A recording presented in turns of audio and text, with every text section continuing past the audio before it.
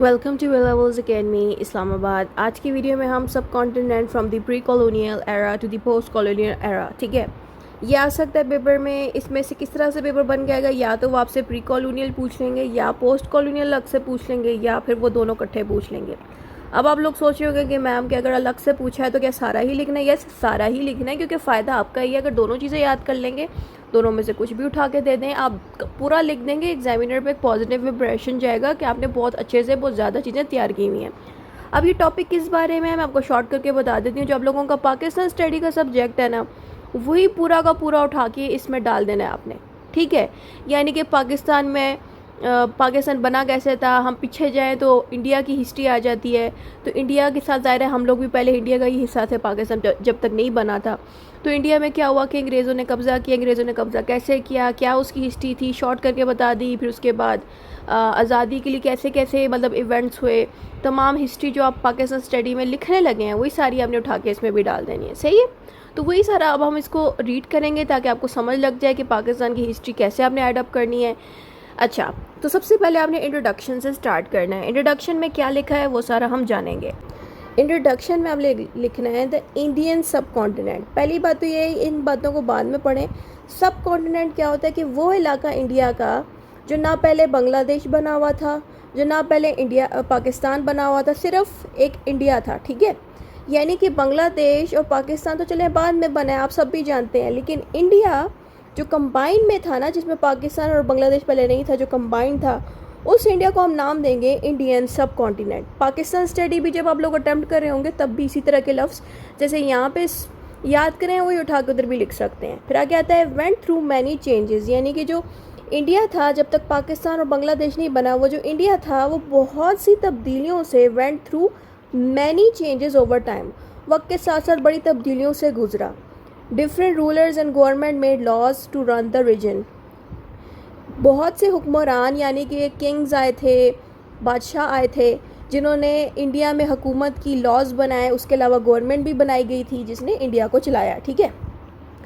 This journey started in the pre colonial era, went through British rule colonial era and reached the post colonial era. तो यहाँ पे समझ लें तीन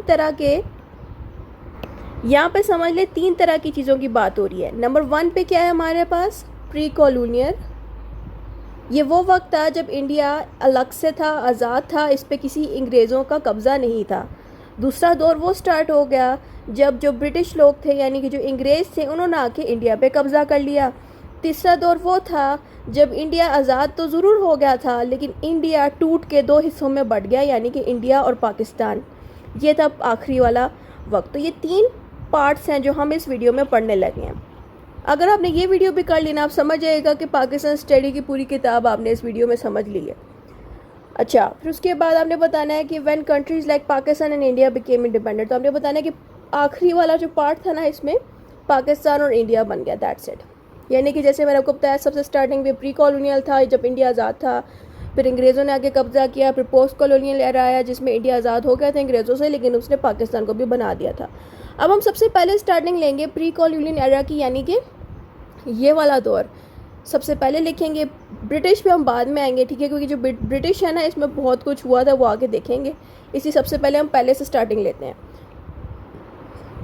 pre colonial era आपने लिख दिया, फिर हमने हेडिंग दे दी बिफोर ब्रिटिश रूल, यानी कि अंग्रेज़ों के कब्ज़ा होने से पहले का ये वक्त था, जिसको हम कहेंगे pre colonial era. Ruled by kings and emperors, यानी कि उस वक्त Mughals, Delhi sultans and Rajput rulers. तो ये जो डिफरेंट मैंने बादशाहों के नाम आपके सामने लिए, यही लोग हुक्मरानी करते थे, बादशाह थे इंडिया के अंदर। ज़ाहिर है यही लोग सारा कंट्रोल करते थे और पूरे इंडिया को चला रहे थे। तो आपने बताना the subcontinent was ruled by the kings like the Mughals, Delhi sultans and the Rajput rulers. Each kingdom had its own rules and system. और इन तमाम किंग्स के अपना ही रूल्स होते थे और अपना एक सिस्टम होता था जिसको वो इंडिया में चला रहे थे। और उस वक्त इंडिया में कोई भी रिटन कॉन्स्टिट्यूशन नहीं होता था। आपने लिखना है there was no single written constitution, the kings words was the law. यानी कि जो किंग कह देता था, जो किंग के मुंह से बात निकल आती थी, उसी को ही लॉ बना दिया जाता था। एज सच कोई भी रिटन फॉर्म में कॉन्स्टिट्यूशन नहीं होता था। आप सभी जानते हैं कॉन्स्टिट्यूशन एक किताब है जो एक कंट्री को चलाती है, कंट्री के लिए बेसिकली बनाई जाती है, जिसमें सारे लॉ सारा कुछ रिटन फॉर्म में होता है। लेकिन उस वक्त इंडिया में ऐसा कोई भी रिटन फॉर्म में कॉन्स्टिट्यूशन नहीं था, जो भी किंग बात बोल दे वही चीज़ लॉ बना दी जाती थी। Some followed the Islamic law and the other follows the Hindu and custom law. ज़ाहिर है उस वक्त हम लोग अलग तो नहीं हुए थे, पाकिस्तान तो नहीं अलग बना हुआ था, तो मुसलमान भी साथ ही रहते थे हिंदूज़ के। तो जो मुसलमान थे वो इस्लामिक लॉ यानी कि शरिया लॉ को फॉलो करते थे, और जो हिंदूज़ थे वो हिंदूज़ लॉ या फॉलो करते थे। अगर हिंदू लॉ फॉलो ना करें तो वो लोकल कस्टम्स फॉलो करते थे। कस्टम्स के बारे में भी मैंने आप लोगों को शायद नहीं बताया, आप लोग जान लें कस्टम क्या होता है। कस्टम होती हैं पुराने रवायात, पुराने जो कल्चर है वहाँ का, जो रवायात है, जो रहन सहन का तरीका है। अगर हम पाकिस्तान को देख लें, पाकिस्तान में जिस तरह से शादियाँ होती हैं, जहेज़ का कॉन्सेप्ट है। अगर आप सऊदीया जाओ वहाँ पे जहेज़ का कॉन्सेप्ट है ही नहीं, बट पाकिस्तान में क्यों है? क्योंकि हम बेसिकली इंडिया के रस्मों को मोस्टली फॉलो करते हैं, मेजॉरिटी कस्टम्स हम इंडिया के ही फॉलो कर रहे हैं, ठीक है। तो ये जितने भी पुराने कस्टम्स हैं, या तो या तो हिंदूज़ पुराने कस्टम्स को फॉलो करते थे, या फिर अपने बनाए हुए लॉज को फॉलो करते थे, इन दोनों चीज़ों को। अब आप सोच रहे होंगे कि मुसलमान क्यों नहीं सारे कस्टम्स को फॉलो करते थे? क्योंकि देखें ना, बहुत से कस्टम्स ऐसे भी थे जो इस्लामिक नहीं थे। जैसे कि होली की रस्म हो गई, होली की रस्म में इस्लामिक इसलिए नहीं है क्योंकि उसमें मर्द औरत को टच करता है बाकायदा, जब वो किसी के जिस्म पे कलर लगा रहा होता है होली का। तो हिंदू में ये चीज़ आम सी बात है किसी फीमेल को टच करना, बट मुसलमानों में ये चीज़ गलत मानी जाती है कि आप नामहरम को टच ना करें। तो इस तरह की बहुत सी रस्में हैं जो कि मुसलमान फॉलो नहीं करते, सिवाय इस जहेज़ वाले कॉन्सेप्ट के, जो कि पाकिस्तानियों ने बहुत ज़्यादा खींचा है इंडिया से। अच्छा, अब हम नेक्स्ट चीज़ पे आते हैं, वो है जस्टिस सिस्टम। जस्टिस सिस्टम में हमने बताना है, courts were small and usually run by the religious leaders and the Kings officers. और उस वक्त में जिस तरह की कोर्ट्स बनी होती थी ना, वो कोर्ट्स खुद से चलती नहीं थी, बल्कि उस इलाके में जो रिलीजियस लीडर्स थे, यानी कि जो हिंदू की साइड से जो उनके क्या उनको कहते हैं, जैसे कि यहाँ हमारे मुसलमानों के जैसे मौलवी होते हैं, वैसे ही हिंदूज़ के भी कोई ना कोई इस तरह से एक लीडर होता है। या तो ये कोर्ट्स उस लीडर की बात मानती थी, या वो कोर्ट्स किंग्स के ऑफिसर्स की बात मानती थी। किंग्स के ऑफिसर्स होते हैं किंग के बंदे, ठीक है। यानी कि किंग ने अपने बंदों को कहा होता था कि जाओ कोर्ट में जो भी बात करे तुम जाके किंग उस कोर्ट में बंदे को बताओ, जज को बताओ, किस तरह से फैसला लो।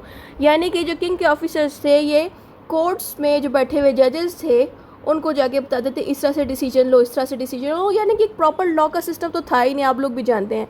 तो इस वजह से उस वक्त कोर्ट्स भी इसी तरह की होती थी। अब एक नया दौर स्टार्ट हो गया, ये वो दौर था जब अंग्रेज़ों ने आके इंडिया पे कब्ज़ा कर लिया। अब वो साल कौन सा था? वो साल था 1858 से लेके 1947 तक। आप सब भी जानते हैं कि 1947 में पाकिस्तान बना था, सही है। तो जब कब्ज़ा हुआ और ब्रिटिश लोग छोड़ के कब गए इंडिया को? जब पाकिस्तान बन गया, सही है। अब इसमें हमने सबसे पहले हेडिंग देनी है अराइवल ऑफ द ब्रिटिश। 1958 को कब्ज़ा हुआ, लेकिन उससे पहले क्या हुआ था कि क्या रीज़न बनी कि अंग्रेज़ों ने आके कब्ज़ा किया? अंग्रेज़ बहाने बना के आए थे इंडिया में। यानी कि अंग्रेज़ ये थोड़ी आके कहेंगे बादशाहों को कि हम आपका इंडिया लेना चाह रहे हैं, इसको कंट्रोल करना चाह रहे हैं, ऐसा तो कुछ नहीं करेंगे।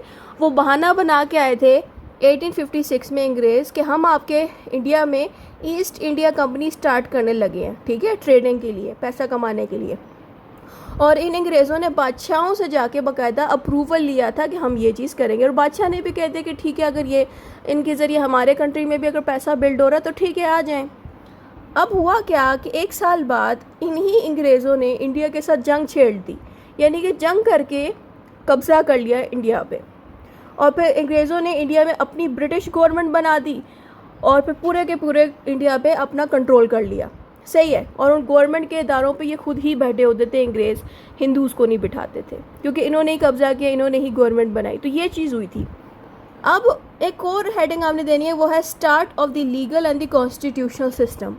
जैसे ही इन अंग्रेज़ों ने कब्ज़ा कर लिया, इनके आने से क्या हुआ कि मॉडर्न लॉज बनाए गए। अब आप सोच रहे होगे कि इनके लॉज मॉडर्न क्यों है? ज़ाहिर है इनके लॉज न्यू थे। इनके लॉज वो लॉज थे जो ऑलरेडी ब्रिटिश में यानी कि यूके की कंट्री में मौजूद थे, लंदन वगैरह में मौजूद थे। वही वाले लॉज अच्छे खासे बने हुए थे, रिटन फॉर्म में थे, वही वाले उठा के इन्होंने इंडिया पे लगाए। और इंडिया पे ऑलरेडी कोई लॉ नहीं था, इसलिए इंडियन लोगों के लिए ये तमाम लॉज न्यू थे, ठीक है, नए थे। तो इसलिए इनके साथ लिखना है modern laws, modern courts and written rules, ठीक है। यानी कि लॉज भी नए बनाए गए, कोर्ट सिस्टम भी चेंज किया गया ताकि लॉ के अकॉर्डिंग चलाया जाए कोर्ट्स को। और रिटन रूल्स यानी कि एक्ट्स भी बनाए गए, रेगुलेशंस बनाए गए। एक्ट्स होते हैं कोई भी एक्ट, जैसे कि मैं आपके सामने लिख देती हूँ, एक इंडियन इंडिपेंडेंस एक्ट हो गया। ऐसे बहुत से एक्ट्स हैं जो ये बनाते थे किसी इदारे से। अब वो कौन सा इदारा जो एक्ट्स वगैरह बनाते हैं, आप सभी जानते हैं, लॉ मेकिंग इदारा। उस लॉ मेकिंग इदारे का नाम होता है लेजिस्लेटिव ब्रांच। ये आप लोगों को पॉलिटिकल साइंस का जब सब्जेक्ट आएगा ना, उसमें लेजिस्लेशन का पूरा जो चैप्टर है उसी को कहते हैं लेजिस्लेटिव ब्रांच, यानी कि एक ऐसा डिपार्टमेंट जिसका काम होता है लॉ बनाना। पाकिस्तान में डिपार्टमेंट कौन सा जो लॉ बनाता है वो है पार्लियामेंट, यानी कि पार्लियामेंट की नेशनल असेंबली और सेनेट की जो ब्रांच है वो लॉज बनाती है। इस तरह के तमाम एक्ट्स ये सारा कुछ करती है, ठीक है। ये मैंने जनरली अलग से आपको नॉलेज दी है लेजिस्लेशन के बारे में। अच्छा, नेक्स्ट हेडिंग आपने देनी है कि कॉन्स्टिट्यूशनल एंड पॉलिटिकल डेवलपमेंट। अब हुआ क्या कि अंग्रेज़ों ने तो ज़ाहिर आके कब्ज़ा कर लिया, लेकिन अंग्रेज़ों वाली हिस्ट्री लंबी क्यों है? क्योंकि इसमें सारा कुछ आप लिखोगे, यानी इसमें नेहरू रिपोर्ट भी इसमें आ जाएगी, मुस्लिम लीग, हर तमाम चीज़ इसमें आ जाएगी। इसमें सबसे पहले आपने हेडिंग देनी है गवर्नमेंट ऑफ इंडिया एक्ट की, सही है। आप ये वाली अगली हेडिंग बेशक स्किप कर दे, इसके साथ लिखते हैं गवर्नमेंट ऑफ इंडिया एक्ट। ये आपने हेडिंग इसमें देनी है, गवर्नमेंट ऑफ इंडिया एक्ट के बाद आपने हेडिंग देनी है इसमें 1858 की, सही है। अब आप सोच रहे होगे यहाँ पे ये तारीख की क्यों हमने हेडिंग दी। बेसिकली ये वो वक्त था जिस वक्त कंपनी जो थी ना, जो बहाना बना के अंग्रेज़ इंडिया में घुसे थे, कंपनी का बहाना बना के आए थे ना। कंपनी तो उन्होंने बना दी थी 1856 में, तो उसके 2 साल बाद 1858 में 2 साल बाद जाके इस साल में कब्ज़ा हुआ इंडिया पे। क्या हुआ? कब्ज़ा हुआ। तो किंग विक्टोरिया बिकेम रूलर, यानी कि उस वक्त किंग विक्टोरिया एक फ़ीमेल थी जो कि उस वक्त एक रूलर बन गई, ठीक है, मलका बन गई यूके की। जैसे कि किंग्स होते हैं वैसे ही क्वींस भी बन सकती हैं। तो किंग विक्टोरिया जब बनी, तो ये जब किंग विक्टोरिया बन रही थी ना क्वीन, तो उस वक्त साल चल रहा था 1856 का। तो इनकी मौजूदगी में ही इंडिया पे कब्ज़ा भी हो चुका था। और इंडिया, ज़ाहिर है, इंडिया के पास जो गन्स थी और जो वेपन्स थे वो अंग्रेज़ों के सामने तो कुछ भी नहीं थे। अंग्रेज़ तो ज़ाहिर है उन्होंने ऐसे ऐसे वेपन्स बनाए हुए थे कि आराम से उनके सामने कोई भी बंदा हार सकता था। बंदूकें थी इनके पास, हर सब कुछ था जो कि हम इंडियंस के पास उस वक्त नहीं था, ना बन सकता था हमसे, क्योंकि हम इतने पढ़े लिखे भी नहीं थे कि इतना कुछ बना सके। तो ज़ाहिर है हमसे अंग्रेज़ों ने जीतना ही था। तो अंग्रेज़ जब जीत गए, कंपनी तो उनकी बंद हो गई, किंग विक्टोरिया उस वक्त क्वीन बन गई। तो फिर उस वक्त क्या हुआ कि 1861 से लेके 1892 तक some Indian allowed in the council. अब मैं आपको शॉर्टकट करके बताती हूँ कि जब कब्ज़ा हो गया था इंडिया पे, तो काफ़ी साल तक अंग्रेज़ों ने खुद ही गवर्नमेंट को खुद ही चलाया, यानी कि इंडियंस को ना गवर्नमेंट में उन्होंने आने नहीं दिया। एज अ अंग्रेज़ उन्होंने खुद ही इस पूरे इंडिया को चलाया। लेकिन काफ़ी सालों तक जब चलाने के बाद उन्होंने क्या किया, अंग्रेज़ों ने, इन ब्रिटिश पीपल ने क्या किया, इन्होंने कहा कि ठीक है, अब क्या साल दे रहा है यहाँ पे, 1892 और 16 मैं आपके सामने प्रॉपर्ली मेंशन कर देती हूँ कि 1861 से लेके 1892 तक अंग्रेज़ों ने ये चीज़ सोचना शुरू कर दी कि वो अकेले इंडिया के कंट्री को नहीं चला सक रहे, बहुत सी प्रॉब्लम्स फेस करनी पड़ी हैं। तो इन्होंने इस सालों में डिसाइड करना शुरू कर दिया कि क्यों ना हम इंडियंस को अलाउ कर दें कि वो भी गवर्नमेंट में आ जाएं। तो पहली दफ़ा इन सालों में ये चीज़ डिसाइड की गई। तो ये बात जब इंडियंस को पता चली, तो आप सभी जानते हैं कि इंडिया में हिंदूज़ भी रहते हैं और रहते हैं मुसलमान भी, सही है। तो इंडिया में हिंदूज़ और मुसलमान दोनों रहते हैं। अब जब दोनों बंदों को, दोनों ग्रुप के लोगों को जब पता लगा कि इंडियंस को भी अलाउ किया जा रहा है कि वो गवर्नमेंट में पार्टिसिपेट कर सकते हैं, तो हिंदूज़ की तो ऑलरेडी एक पार्टी बनी हुई थी। ज़ाहिर है इस पूरे साल में इन हिंदूज़ ने पॉलिटिक्स में आके अपनी पार्टी एक बना दी, उसका नाम था पार्टी का कांग्रेस। तो कांग्रेस में ज़्यादा तादाद में पॉलिटिशियन जितने भी थे वो सारे हिंदूज़ थे। तो ज़ाहिर है इनको तो आराम से सीटें मिल ही जानी थी। तो मुसलमान बेचारों को इग्नोर ही कर दिया जाता। अगर वो बेशक कांग्रेस की पार्टी में भी मुसलमान होते, लेकिन हिंदूज़ की तादाद ज़्यादा थी, तो हिंदू को ज़ाहिर है इसमें गवर्नमेंट में ज़्यादा जगह मिल जानी थी। तो मुसलमान बेचारे परेशान हो गए। तो मुसलमानों ने 1906 में डिसाइड किया कि क्यों ना हम अपने लिए एक पार्टी बनाएं। तो अब यहाँ से स्टार्ट हो जाता है साल शिमला डेपुटेशन का। तो हम बाकी चीज़ें हटा देते हैं। शिमला डेपुटेशन है क्या? शिमला बेसिकली एक लोकेशन है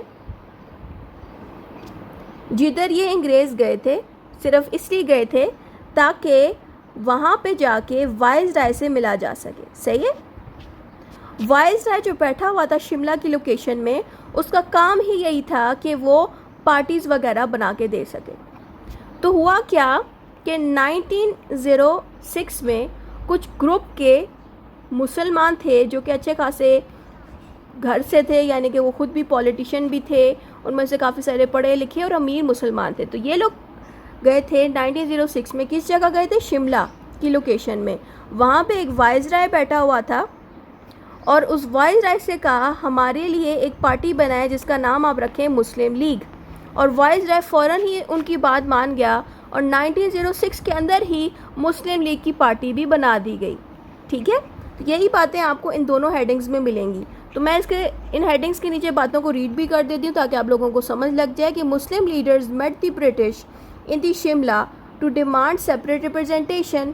ठीक है, यानी कि पार्टी जब बनेगी ज़ाहिर है वो वोट भी अलग से कर सकेंगे, इसी को कहते हैं, अलग से वोटिंग को कहते हैं separate representation. This help Muslim started organising politically. और इस मुस्लिम लीग के बनने से मुसलमानों को ये फ़ायदा हुआ कि वो पॉलिटिक्स में भी अपने आप को ऑर्गेनाइज तरीके से तरतीब के साथ चला सकते थे। ये पॉइंट देने के बाद फिर आपने मुस्लिम लीग की हेडिंग दे देनी है कि मुस्लिम लीग को बनाया गया उसी साल में जिस साल में शिमला डेपुटेशन हुई। फिर आपने बताना है कि मुस्लिम लीग को बनाया गया, किस लिए बनाया गया? ताकि मुसलमानों को पॉलिटिक्स में भी राइट्स मिल सकें। Promote separate electorates for the Muslim. और मुस्लिम लीग के बनने से क्या फ़ायदा हुआ कि इनको वोटिंग की ऑप्शन भी इनके लिए अलग कर देगी। पहले ये होता था कि ज़ाहिर कांग्रेस की पार्टी थी जिसमें हिंदूज़ एंड मुसलमान कंबाइन थे, लेकिन ज़ाहिर हिंदू की तादाद ज़्यादा थी, तो वहाँ पे वोटिंग का प्रोसेस ऐसा होता था कि सारे मुसलमान भी उन्हीं को ही वोट दिया करते थे और हिंदूज़ तो वैसे भी इनको वोट करते थे। लेकिन अब क्या हो गया कि मुस्लिम लीग की पार्टी ही अलग हो गई, तो मुसलमानों के सारे वोट्स अब मुस्लिम लीग को जाएंगे, तो कांग्रेस के पास अब मुसलमानों के वोट कम हो जाएंगे, सिर्फ हिंदूज़ के ही वोट्स मिलेंगे। तो ये चीज़ हुई यहाँ पे, तो इसीलिए इनके अलग से वोटिंग सिस्टम बन गया जैसी मुस्लिम लीग बनी।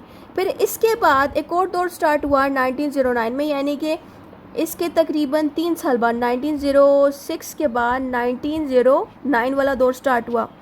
अब उसमें क्या हुआ? मिंटो मॉर्ले रिफॉर्म आया। अब मिंटो मॉर्ले रिफॉर्म क्या था, क्यों बनाया गया, इसका रीज़न मैं बताती हूँ। अब हुआ क्या था, आप लोगों को मैंने ऊपर वाली बात मैंने आपको बताई थी कि ब्रिटिश पीपल चाहते थे, यानी कि अंग्रेज़ चाहते थे कि ये इंडियंस को भी, इंडियंस में दोनों आ जाते हैं, हिंदूज़ एंड मुसलमान, ठीक है, कि इंडियंस को भी गवर्नमेंट में सीट मिले। ये हमने स्टार्ट पे बात पढ़ ली थी। अब जब मुस्लिम लीग बन गई तो ज़ाहिर है अंग्रेज़ों ने देख लिया कि मुस्लिम लीग भी अगर बन गई है तो इनका भी अपने मेंबर्स जो हैं वो भी आएंगे गवर्नमेंट में, और हिंदूज़ की साइड से भी ठीक ठाक मेंबर आएंगे गवर्नमेंट में। सही है। तो अब दोनों तरफ से मेंबर, जैसे कि मुसलमान और हिंदू दोनों तरफ से मेंबर्स आएंगे अब गवर्नमेंट में। तो ब्रिटिश ने क्या किया, 2 अंग्रेज़ बंदों को, एक का नाम था मिंटो, दूसरे बंदे का नाम था मॉर्ले। ये 2 अंग्रेज़ बंदे हैं, ये 2 अलग अलग नेम होते हैं। जैसे कि पाकिस्तान में होता है ना, एक लड़के का नाम अली और दूसरे का नाम इमरान, वैसे ही 2 बंदे हैं अलग अलग, और ये दोनों ही अंग्रेज़ हैं। इन दोनों बंदों को ये ड्यूटी दी गई थी कि वो बाकायदा इनके लिए सीटें अरेंज करें, यानी कि ये जो गवर्नमेंट का डिपार्टमेंट है ना, जहाँ पे इंडियंस को बिठाया जाएगा, वहाँ पे कितने सीटें जो हैं हिंदूज़ की रखनी है, कितनी सीटें मुसलमानों की रखनी है, ये ड्यूटी बेसिकली मिंटो मॉर्ले को दी गई थी। जिससे फ़ायदा ज़्यादा मुसलमानों को हुआ कि मुसलमानों को सेपरेट सीटें इन मिंटो मॉर्ले रिफॉर्म वाले 2 बंदों ने गवर्नमेंट में दे दी। यानी कि हिंदूज़ को तो सीटें मिलनी ही थी गवर्नमेंट में, लेकिन मुसलमानों के लिए भी अलग से इस तरह से सीट उस गवर्नमेंट के इदारे में रखवा दी गई। ठीक है, तो ये चीज़ जो है मिंटो मॉर्ले रिफॉर्म में हुई बात।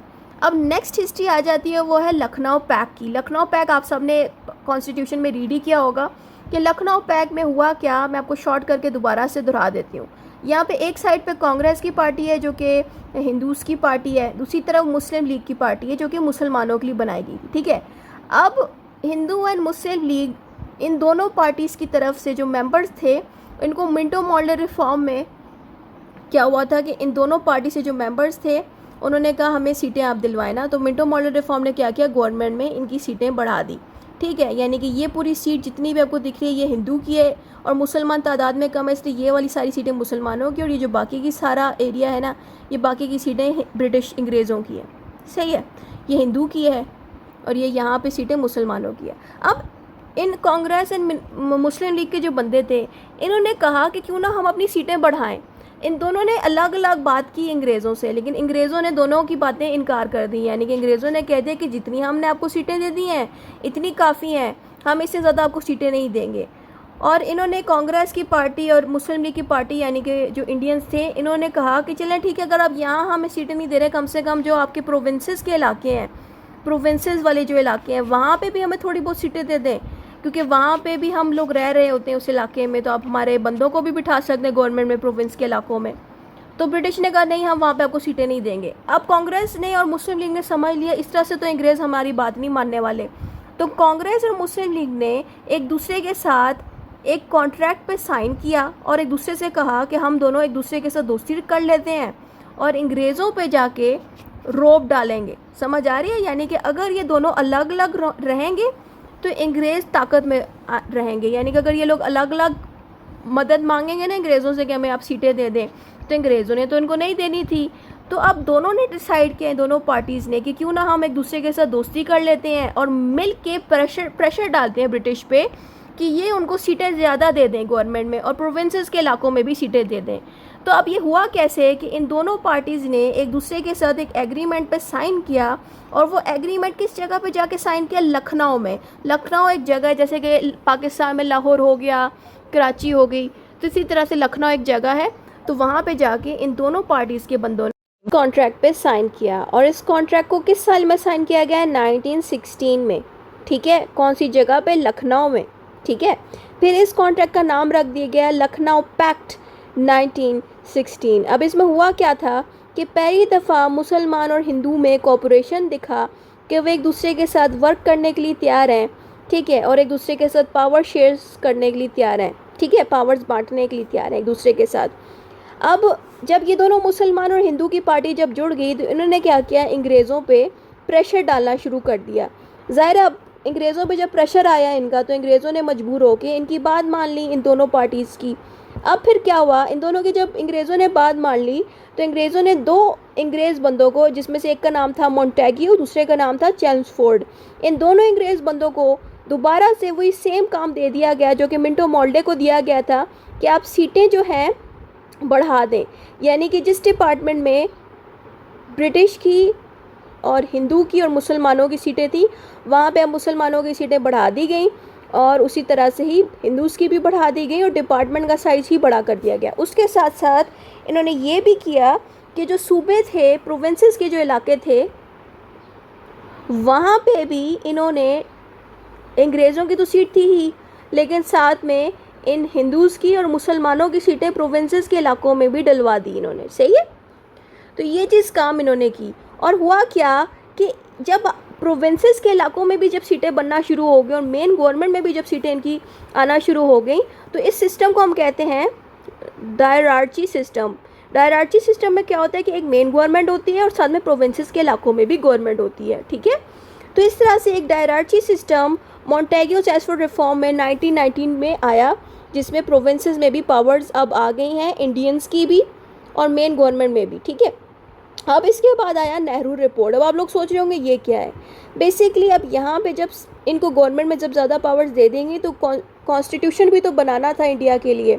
तो इन अंग्रेज़ों ने कहा इंडियन से, जिसमें मुसलमान और हिंदू दोनों से, वो कह रहे थे कि अभी हमें आप लोगों के लिए एक कॉन्स्टिट्यूशन बना के देना है जिसमें इंडिया का पूरा मुल्क चले, जिस पे लाइक इलेक्शंस भी, आपको सबको पता है कि कॉन्स्टिट्यूशन जब होता है किसी मुल्क में तो जो इलेक्शंस होते हैं वो भी उस कॉन्स्टिट्यूशन के मुताबिक होते हैं। किसी भी गवर्नमेंट के इदारे की पावर्स आप जानना चाहते हैं तो वो भी आपको कॉन्स्टिट्यूशन में मिल जाएगा। यानी कि हर चीज़ आपको कॉन्स्टिट्यूशन में मिल जाएगी। ह्यूमन राइट्स भी, इंसानों के राइट्स भी आपको कॉन्स्टिट्यूशन में मिल जाएंगे। यानी कि एक ठीक ठाक कंप्लीट लॉ की किताब होती है वो एक कंट्री के लिए। तो जब इंडियंस को ये बात पता चली तो सबसे पहले कॉन्स्टिट्यूशन बनाने के लिए नेहरू ने, अब नेहरू कौन था? नेहरू बेसिकली एक हिंदू बंदा था जो कि कॉन्स्टिट्यूशन को बनाने के लिए इसने एक लिस्ट बनाई थी कि कॉन्स्टिट्यूशन कैसा बनना चाहिए। अब आप सोच रहे होंगे कि जो हिंदू बंदा है ये कौन है? ये बेसिकली कांग्रेस की जो पार्टी है उसी का ये एक मेंबर है, ठीक है। तो ज़ाहिर है हिंदू भी था, कांग्रेस की पार्टी का मेंबर भी था, इसने कॉन्स्टिट्यूशन बनाने के लिए तमाम चीज़ें डाली। लेकिन इसने जो कॉन्स्टिट्यूशन बनाया, यानी कि जो चीज़ें इसने लिखी थी अपनी उस रिपोर्ट में, उसके ख़िलाफ़ सारे मुसलमान खड़े हो गए। हुआ क्या था कि इस नेहरू ने जो कुछ भी उस रिपोर्ट में लिखा था कॉन्स्टिट्यूशन बनाने के लिए, उसमें सबसे ज़रूरी राइट जो मुसलमानों का था वो था सेपरेट इलेक्टोरेट्स के राइट्स, यानी कि मुसलमान जो हैं अपने मुसलमान बंदों को ही इलेक्शंस में वोट दे सकते हैं। ये राइट जो है इस बंदे ने ख़त्म करा दिया, जिससे मुसलमानों को ये नुकसान होगा कि अगर ये राइट ख़त्म हो गए इन मुसलमानों के सेपरेट इलेक्शन के, तो मुसलमानों का वोट हिंदूज़ को भी देना पड़ेगा, जैसे पहले किया करते थे। तो जैसी नेहरू रिपोर्ट ने ये हरकत की कि मुसलमानों के ये सेपरेट इलेक्शन के राइट्स ख़त्म किए, तो सारे मुसलमान इस रिपोर्ट के ख़िलाफ़ खड़े हो गए, ठीक है। अब फिर उसके एक साल बाद, यानी कि ये रिपोर्ट कब बनाई गई थी, 1928 में, उसके एक साल बाद ही जिन्ना ने, बेसिकली कायद-ए-आज़म मोहम्मद अली जिन्ना मुस्लिम लीग के हेड थे, यानी कि उसी के ही मेंबर थे और as a leader, as a head role भी अदा कर रहे थे। तो जो कायद-ए-आज़म मोहम्मद अली जिन्ना थे, उन्होंने अपनी तरफ से 14 पॉइंट्स जो हैं लिख के दिए। जैसे कि नेहरू ने उस डॉक्यूमेंट में भी कुछ पॉइंट्स लिख के दिए थे ना, वैसे ही कायद-ए-आज़म ने भी एक डॉक्यूमेंट पे कुछ 14 पॉइंट्स लिख के दिए, जिसमें सबसे पहले पॉइंट पे मुसलमानों के सेपरेट इलेक्शंस की बात की गई थी, जिसको नेहरू ने ख़त्म कराया, जिसके ऊपर लड़ाई लगी, उसी को ही कायद-ए-आज़म ने सबसे टॉप पे लिखा। फिर उसके बाद बाकी तमाम राइट्स जितने भी लिखे गए थे उस 14 पॉइंट्स में, वो ज़्यादातर मुसलमानों के बिहाफ पे ही उस पर बात हो रही थी। यानी कि उन तमाम 14 पॉइंट्स में कायद-ए-आज़म ने ये कहा कि पाकिस्तान का जो कॉन्स्टिट्यूशन बनाया जाएगा उसमें मुसलमानों को और तमाम माइनॉरिटीज़ को प्रोटेक्शन मिलेगी। माइनॉरिटीज़ वो लोग होते हैं जो किसी कंट्री में रह रहे हो लेकिन तादाद में कम हो। मैं पाकिस्तान की एग्जांपल दे देती हूँ कि पाकिस्तान में सबसे ज़्यादा रेशो मुसलमानों की है, तो हमारे साथ यहाँ पे हिंदूज़ भी रह रहे हैं, क्रिश्चियंस भी रह रहे हैं, लेकिन ये लोग तादाद में हमसे कम है। अगर तादाद में कम है तो उनको हम माइनॉरिटीज़ कहते हैं, और जो तादाद में ज़्यादा होते हैं उनको हम मेजॉरिटी कहते हैं, ठीक है। तो वही चीज़ कायद-ए-आज़म ने की कि जो तादाद में माइनॉरिटीज़ होते हैं उन सब के राइट्स प्रोटेक्टेड हों। उनको अगर हमने रिलीजन पे चलना है तो उनको चलने दिया जाए, उन पर रोक टोक ना लगाई जाए। उनको अगर तालीम लेनी है तो तालीम भी वो ले सकते हैं। तो इस तरह की तमाम बातें कायद-ए-आज़म ने इन 14 पॉइंट्स में की थी। फिर जब कायद-ए-आज़म के 14 पॉइंट्स आ गए, उसके बाद ही कॉन्स्टिट्यूशन बना था, ठीक है। अब वो जो कॉन्स्टिट्यूशन बनाया गया था उसका नाम रखा गया कॉन्स्टिट्यूशन का गवर्नमेंट ऑफ इंडिया एक्ट 1935। ये इंडिया का सबसे लंबा कॉन्स्टिट्यूशन है क्योंकि ये बहुत ज़्यादा डिटेल्ड है, ठीक है। तो ये बातें यहाँ पे लिखी हैं। ये कॉन्स्टिट्यूशन क्यों बनाया गया, ताकि इंडिया भी खुद को खुद चला सके। अब ज़ाहिर है कॉन्स्टिट्यूशन होगा ही तभी एक मुल्क चल सकता है खुद से ही। तो जब ये कॉन्स्टिट्यूशन बना तो इसने प्रोविंसेस को ज़्यादा पावर्स दे दी, और इलेक्शन सिस्टम भी बाकायदा इस कॉन्स्टिट्यूशन के अकॉर्डिंग ही किए गए, कि जिस तरह से तरतीब बताई थी ना कॉन्स्टिट्यूशन में कि इलेक्शन इस तरीके से होंगे, इतने बंदे जिसने वोट लिए वो सीटों में बैठेंगे, तो इस तरह की तमाम चीज़ें जैसे होती है कॉन्स्टिट्यूशन में, वैसा सब था। अब हुआ क्या, 1935 में, यानी कि कॉन्स्टिट्यूशन बनने के कोई 2 साल बाद जब इलेक्शंस हुए ना, तो इलेक्शंस में जो मिनिस्टर्स जितने भी जीते थे, जो कांग्रेस की पार्टी से थे, वही जीते। मैं आपको थोड़ा शॉर्ट करके बता देती हूँ कि हुआ क्या था। अब हुआ क्या कि जब कॉन्स्टिट्यूशन बन गया था, तो कॉन्स्टिट्यूशन बनने के बाद इलेक्शन का जैसा प्रोसीजर था उसी को फॉलो किया पूरे इंडिया ने। तो ज़ाहिर है हिंदूज़ ने और मुसलमानों ने भी वोट किया। तो आप सभी जानते हैं कि कांग्रेस की पार्टी भी थी और मुस्लिम लीग की पार्टी थी, लेकिन आप लोग ये भी जानते हैं कि इंडिया में सबसे ज़्यादा तादाद हिंदूज़ की थी, तो मुसलमानों की रेशो ही कम थी। और उसके अलावा मुस्लिम लीग की पार्टी एक तो न्यू बनी थी, तो बहुत से मुसलमानों ने खुद ही मुस्लिम लीग को वोट भी नहीं किया, क्योंकि उनको लगता था कि मुस्लिम लीग की पार्टी न्यू है, कांग्रेस की पार्टी पुरानी है। तो कई सारे मुसलमानों ने भी कांग्रेस के मिनिस्टर्स को वोट कर दिया, और हिंदूज़ ने तो वैसे भी कांग्रेस को ही वोट करना था। तो मुस्लिम लीग के जो मिनिस्टर्स थे वो वोट नहीं जीत सके। तो अल्टीमेटली किन लोगों ने वोट जीत लिया, हिंदूज़ के मिनिस्टरों ने वोट जीत लिया, सही है। अब जैसे ही हिंदूज़ के मिनिस्टरों ने वोट जीत लिया, तो वो साल चल रहा था 1937 का, ठीक है। लेकिन मुसलमानों को बाद में अपने इस फैसले पे बाद में पछतावा हुआ, क्योंकि जिन मुसलमानों ने कांग्रेस को वोट किया और मिनिस्टरों को जिता दिया जो कि हिंदूज़ थे, उन्होंने बाद में मुसलमानों पे जुल्म करना शुरू कर दिया। तो हुआ क्या, जब इलेक्शन रखे गए 1935 में इस एक्ट के अकॉर्डिंग, तो ज़ाहिर है इंडियन नेशनल कांग्रेस, यानी कि जो कांग्रेस की पार्टी, उसका पूरा नाम है इंडियन नेशनल कांग्रेस, ज़ाहिर है वो जीत गई, ठीक है। प्रोविंस के इलाके में ज़्यादा वोट्स इन्हीं को ही मिले और तमाम इलाकों से भी इन्हीं को ही वोट मिले। तो जो प्रोविंस के जितने भी प्रोविंसेस थे ना इंडिया के तमाम प्रोविंसेस में, इन्हीं के मिनिस्टर्स आके बैठना शुरू हो गए। वो सारे मिनिस्टर्स कौन थे? हिंदू मिनिस्टर थे। और कुछ प्रोविंसेस ऐसे भी थे जहाँ पे हिंदू की तादाद कम थी और मुसलमान ज़्यादा रह रहे हुए थे उन जगहों पे। फिर भी वहाँ जितने हिंदू मिनिस्टर आके हेड बने थे, उन्होंने मुसलमानों का ख्याल नहीं रखा और सिर्फ ख्याल किसका रखा गया? हिंदूज़ का रखा गया। तो यहीं से आप अंदाज़ा लगा लें कि पहली दफ़ा मुसलमानों ने यहाँ पे फील करना शुरू कर दिया कि हिंदूज़ जैसे ही ताकत में आते हैं, ये अपनी असल शक्ल हमें दिखाने लगते हैं। और यहाँ पे मुसलमानों को फील होना शुरू हो गया कि वो अब अनहैप्पी हो गए हैं कांग्रेस से, यानी कि कांग्रेस को इन्हीं मुसलमानों ने पहले जिताया। मैं ये नहीं कहती कि सारे मुसलमानों ने कांग्रेस को वोट दिया है, लेकिन फिर भी कुछ मुसलमान ऐसे थे जिन्होंने वोट कांग्रेस को सिर्फ इस रीज़न से दे दिया था क्योंकि कांग्रेस की पार्टी पुरानी थी। इसके आसान एग्जाम्पल मैं पाकिस्तान की दे सकती हूँ आपको कि अगर आप नून लीग और पीटीआई को देखो, पुरानी है, तो कोई नई पार्टी आएगी, आप नई पार्टी को कभी वोट नहीं दोगे, आप पुरानी को ही दोगे क्योंकि आपके साथ आप पुरानी वाली पार्टी के लोगों को जानते हो, उनके साथ आपका ट्रस्ट बिल्ड हुआ हुआ है, राइट। तो यही रीज़न था कि कुछ मुसलमानों ने इसी रीज़न से कांग्रेस को वोट दे दिया, ये जानते हुए भी कि वो हिंदूज़ हैं जिनको वो वोट दे रहे हैं। और बाद में फिर इन्हीं मुसलमानों को जब पहली दफ़ा एहसास हुआ कि कांग्रेस को जिता के उन्होंने बहुत बड़ी गलती की है, तो तकरीबन 3 साल तक मुसलमानों पे जुल्म होता रहा। अब 3 साल के बाद 1940 में ऐसा क्या हुआ कि बात बहुत बढ़ गई। 1940 में जो मुस्लिम लीग थी ना, मुस्लिम लीग चली गई थी लाहौर में। वो लाहौर जो आज पाकिस्तान के पास चला गया है, लाहौर चली गई, ठीक है।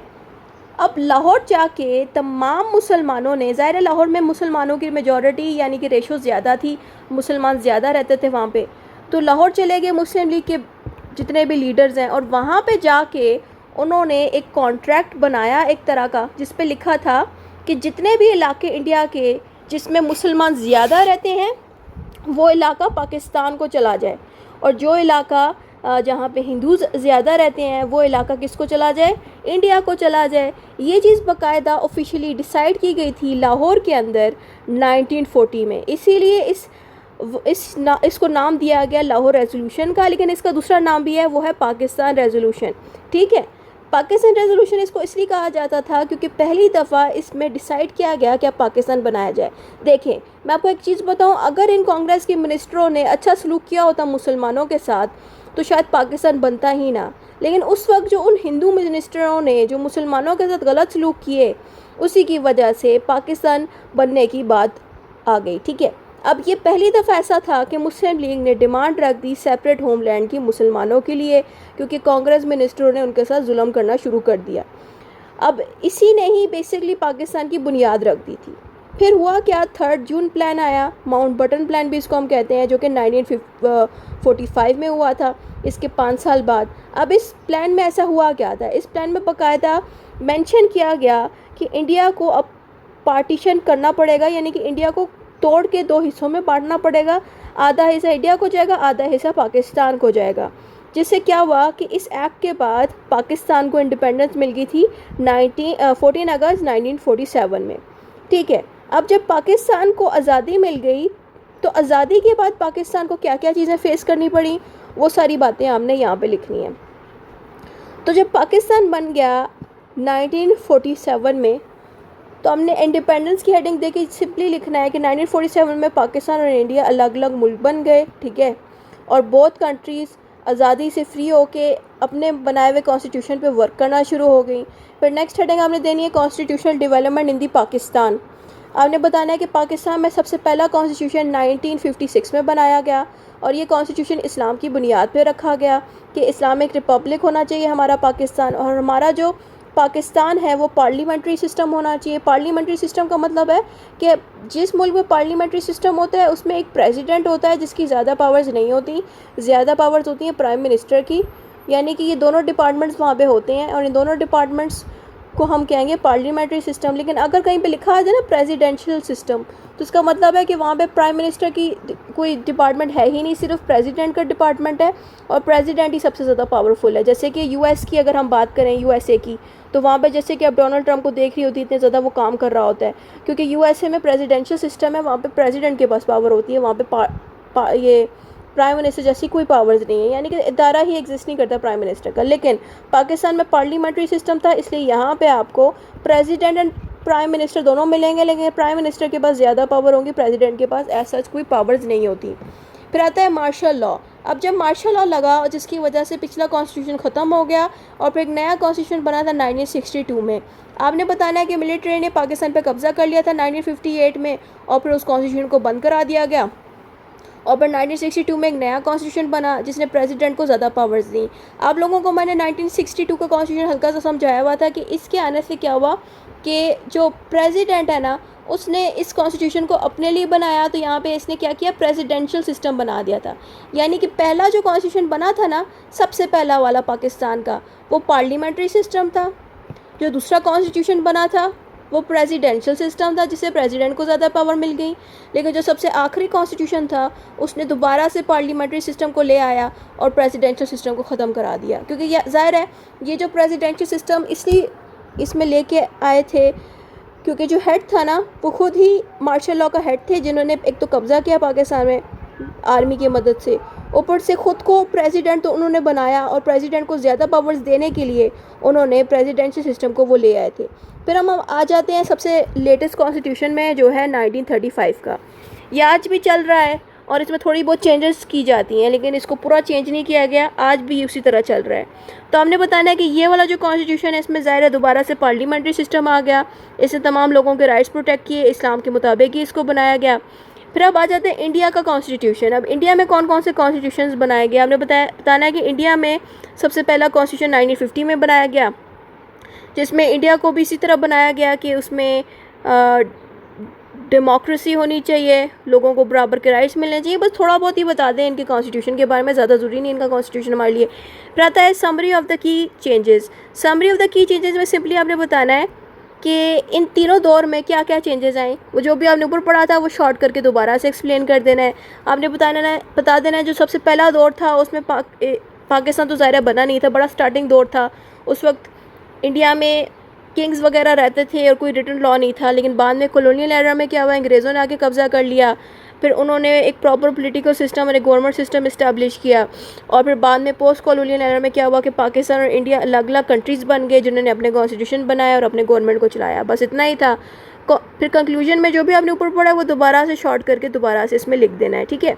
तो आज की वीडियो में आप लोगों ने ये चीज़ें जानी कि कॉन्स्टिट्यूशन और ये सारा कुछ कैसे बनता है, यानी कि हमने समझ लिया पूरे पाकिस्तान स्टडी की किताब जो है आप इस एक ही वीडियो में सीख गए हैं, ठीक है। इतना ही था इस वीडियो में। खुदा हाफिज़।